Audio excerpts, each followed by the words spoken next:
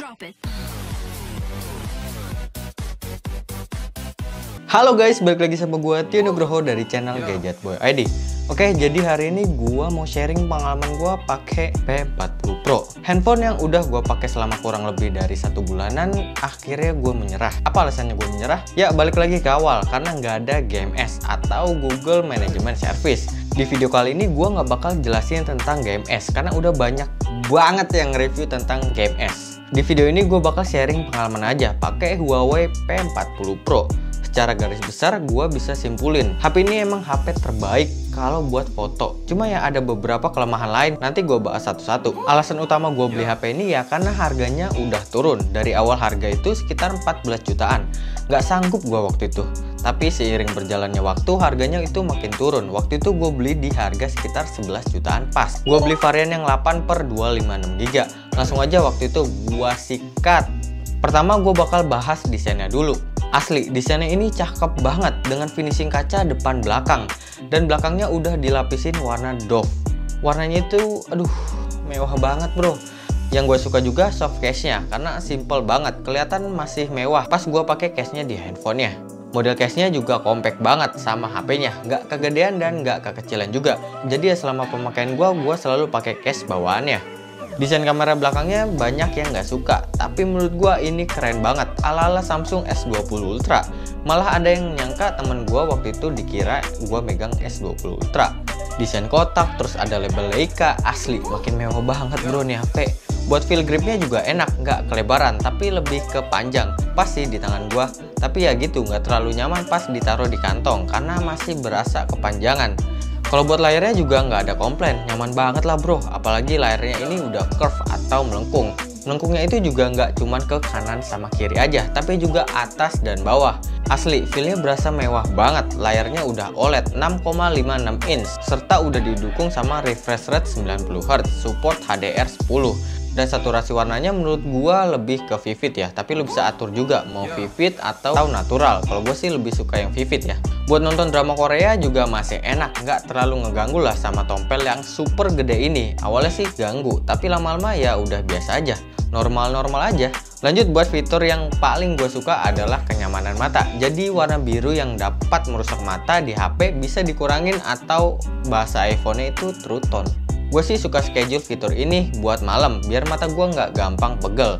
Dan HP ini juga udah dapat sertifikasi IP68, jadi buat ciprat-cipratan masih oke. Walaupun kamera depannya udah mendukung infrared face unlock yang mampu bekerja baik walau diminum cahaya, tapi gue lebih sering pakai fingerprint sensor di dalam layarnya. Karena situasi sekarang yang wajib banget pakai masker keluar rumah. Untuk bukaan dua-duanya juga udah cepet, nggak ada komplain. Cuma yang bikin gua kecewa itu di bagian suaranya. Di saat flagship lain udah pakai speaker stereo, dia malah masih pakai mono. Dan buat OS-nya juga gua belum dapat update lagi sampai sekarang. Dari Android awal itu 10.1. Gue sih berharap Huawei gerak cepet ya buat update-nya, biar mempermudah user soal HMS ini. Lanjut buat jeroannya, pakai Kirin 990 5G, prosesor terbaik buat Huawei saat ini. Buat skor Antutu aja gue dapet di angka 452 ribuan. Dan buat ngegame dari HP ini juga masih nyaman aja sih menurut gua. Cuma ya tompelnya ini agak nutupin sih pas gua lagi main PUBG. Gua berharap sih ini dapat di fix secepatnya ya. Buat settingannya gua dapat di settingan smooth extreme. Buat HDR-nya mentok di high. Harusnya sih bisa ke extreme ya. Mungkin butuh waktu buat update-nya. Buat gameplaynya juga masih enak. Sensitivitas layarnya juga masih cepat. Dan buat gyroscope-nya juga cepat. Masih nyaman lah. Cuma ya settingan rekomendasi gua tetap pakai smooth extreme biar mainnya makin nyaman. Lanjut buat setup kameranya, asli cakep banget. Udah pakai label Leica, 50 megapiksel kamera utama udah mendukung OIS dan 12 megapiksel periskop telephoto mendukung OIS dan udah 5 kali optical zoom, 40 megapiksel ultrawide dan TOF 3D. Buat kamera depannya juga udah pakai 32 megapiksel. Di dalam menu kameranya juga banyak banget, ada aperture, night mode, portrait, foto, video, pro dan lainnya. Di dalam mode lainnya juga masih banyak banget. Ada slow-mo yang bisa 120 fps sampai 7680 fps. Gila sih ini.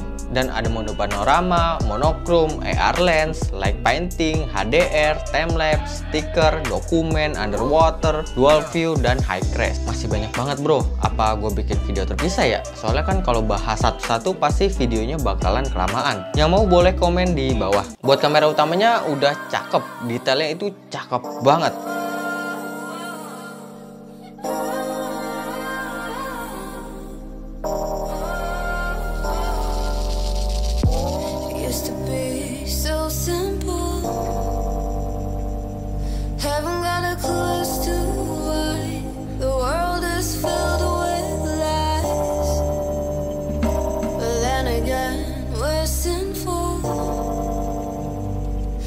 We keep the truth to ourselves. Maybe we're hypnotized. This is life. I've been living. Shit's too serious, but I can't advance it.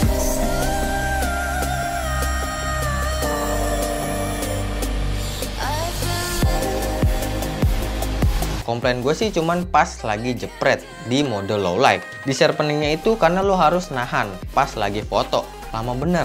Kalau lo gerak dikit pas mode sharpening otomatis fotonya jadi blur. Buat shutter speednya juga lama, nggak bisa foto cepet.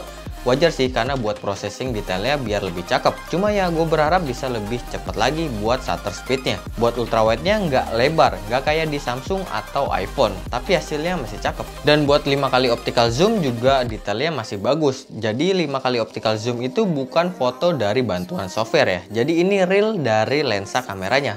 Makanya detailnya juga masih tetap bagus. Buat night mode, gue ngerasa kamera night mode-nya lebih ke hijauan ya. Gue sih lebih suka foto malam pakai mode kamera utamanya atau mode auto. Lebih berasa natural, walaupun ini sebenarnya gelap banget kondisinya.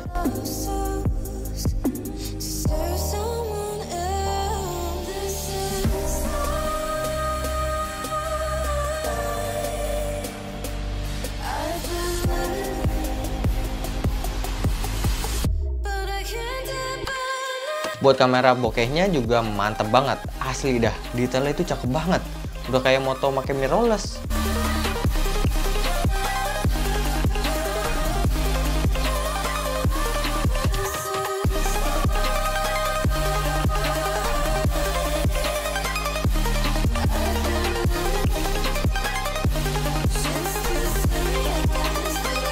Lanjut, ini buat perekaman video bisa ngerekam dari 720p sampai 4K 60 fps. Oke, ini perekaman 4K 60 fps kamera utama.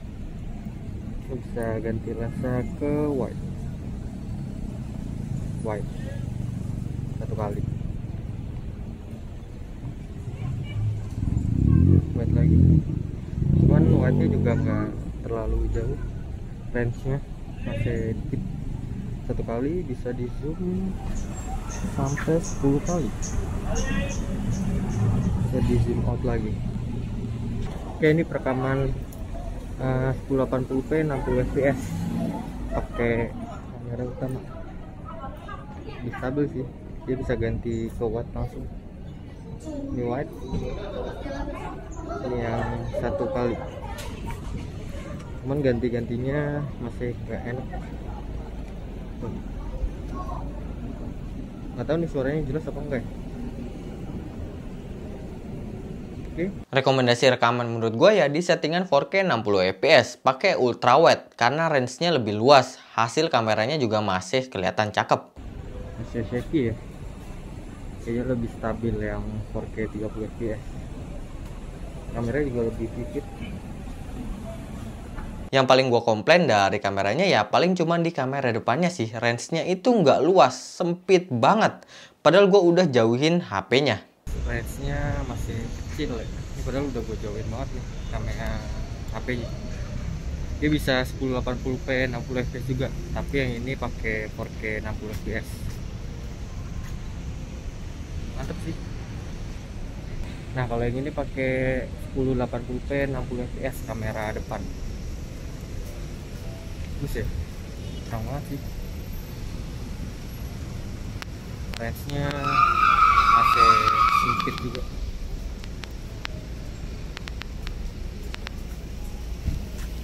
Buat kapasitas baterainya juga menurut gua pas lah 4200 mAh. Sepemakaian gue ya sehari itu gua ngecas bisa 2 kali sehari. Gua pakainya juga cukup padat ya, kayak sosial media, terus foto, sama yang penting WhatsApp on terus.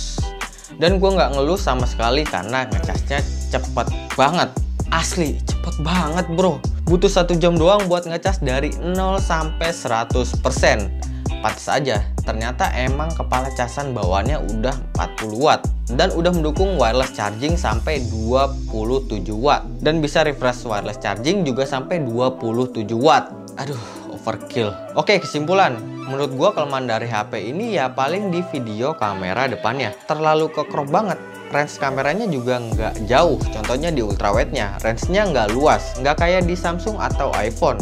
Terus tompel kamera depan yang gede banget. Terus speaker yang masih mono, shutter speednya yang lama. Gue berharap sih yang satu ini bisa diperbaiki sama software update. Sama screen on time-nya menurut gue kecil ya. Gue pakai itu sekitar dapat 5 jaman. Mungkin karena gue set ke grafik paling tinggi ya. Sama yang paling penting dan utama, HP ini masih nggak ada GMS dan harus diganti sama HMS. Buat dapat updatean aplikasinya pun agak delay dibanding dari Play Store. Pernah satu kasus gue buka apps MyXL dan disitu gue dapat notif disuruh update apps-nya.